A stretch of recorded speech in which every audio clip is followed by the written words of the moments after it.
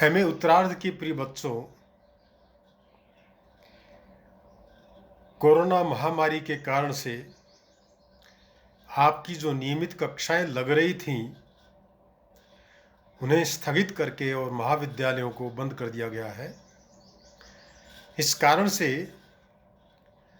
आज से पुनः हम वीडियो के माध्यम से आप लोगों को एमए उत्तरार्ध के सभी प्रश्न पत्रों के बचे हुए सिलेबस को पूरा करवाएंगे। लेकिन आपको सर्वप्रथम सिलेबस के संबंध में जान लेना चाहिए। प्रिय बच्चों, आप जानते हो एमए पूर्वार्ध में आपके 4 प्रश्न पत्र थे,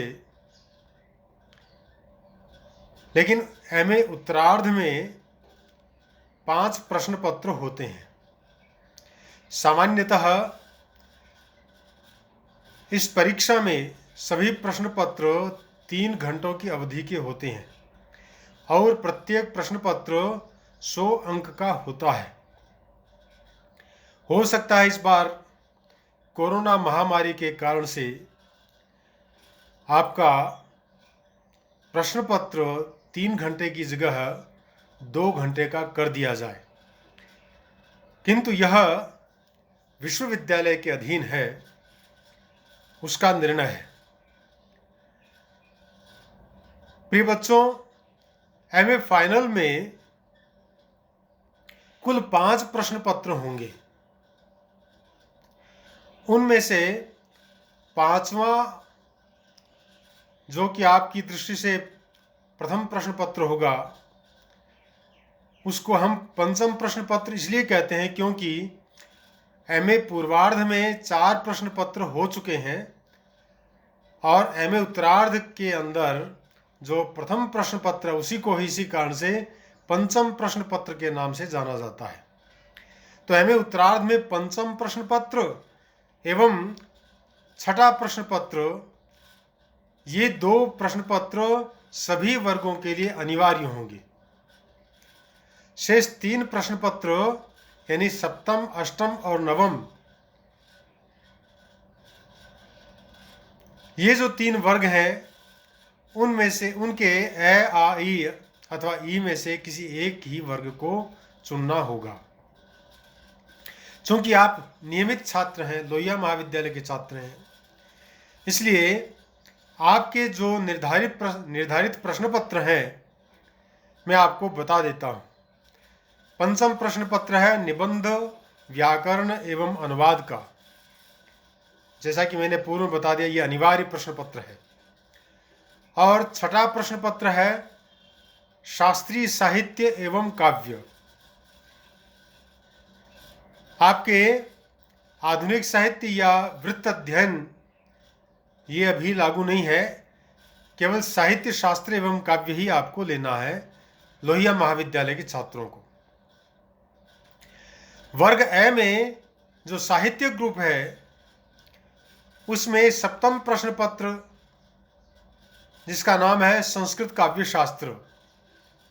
अष्टम प्रश्न पत्र में आपके नाटक एवं नाट्य शास्त्र नामक प्रश्न पत्र है, क्योंकि आपके अथवा में यहाँ पर आयुर्वेद, ज्योतिष एवं दैनंदिन पूजन विधि इस प्रश्न पत्र को भी दे रखा है, वह आपके सिलेबस में नहीं है।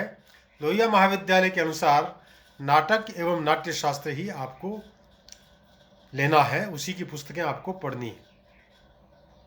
अंतिम प्रश्न पत्र, जिसको नवम प्रश्न पत्र के नाम से जाना जाता है, उसका नाम है प्राचीन काव्य। इसमें भी आपके ऑप्शन के अंदर कवियों का विशेष अध्ययन भी रखा गया है, लेकिन आपको उसमें प्राचीन काव्य का ही चयन करना है। वही हम आपको पढ़ा चुके हैं। तो ये आपके 5 प्रश्न पत्र थे जो एमए उत्तरार्ध के अंदर आपके सिलेबस में निर्धारित है। आज हम जिस प्रश्न पत्र को प्रारंभ कर रहे हैं, जैसा कि आपको हमने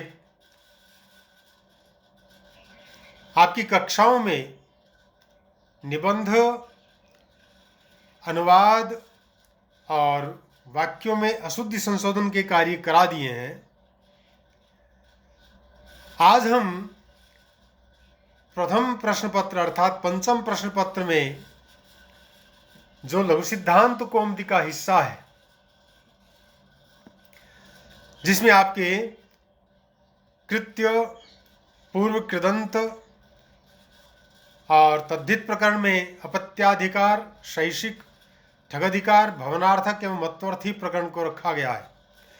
इसी प्रकार से पंचम इकाई में लघु सिद्धांत कौमुदी में जो स्त्री प्रत्यय है उनको रखा गया है। अर्थात तृतीय, चतुर्थ एवं पंचम इकाइयों में आपके लघु सिद्धांत कौमुदी के कुछ हिस्सों को रखा गया है। आज हम आपको लघु सिद्धांत कौमुदी की तृतीय इकाई में निर्धारित जो कृदंत प्रकरण है उसके विषय में आपको पढ़ाना प्रारंभ करेंगे। मैं इस विषय में आपको बताना चाहूँगा कि यहाँ जो खंड ब है, अर्थात पंचम प्रश्न पत्र में जो खंड ब है उसके अंतर्गत इकाई 3, 4, 5 में से दो सूत्रों की सोदाहरण व्याख्या पूछी जाएगी। खंड 6 में इकाई 3, 4, 5 में से सिद्धियां पूछी जाएंगी और खंड 6 में इकाई 3, 4, 5 में से किन्हीं 5 पदों की सिद्धियां पूछी जाएंगी।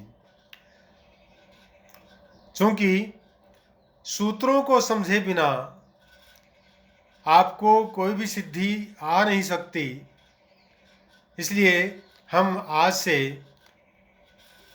लघु सिद्धांत कौमुदी के निर्धारित प्रकरणों में से सूत्रों की व्याख्या करके उनको सोदाहरण समझाएंगे।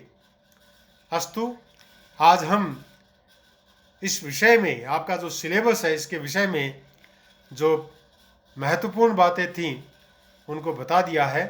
अब हम अग्रिम जो वीडियो है उसमें आपको लघु सिद्धांत कौमुदी का प्रकरण, कृदंत प्रकरण जो है उसमें भी जो कृत्य प्रक्रिया है उसको लेकर के समुपस्थित होंगे। तब तक के लिए आपको जयतु संस्कृतम, जयतु भारतम।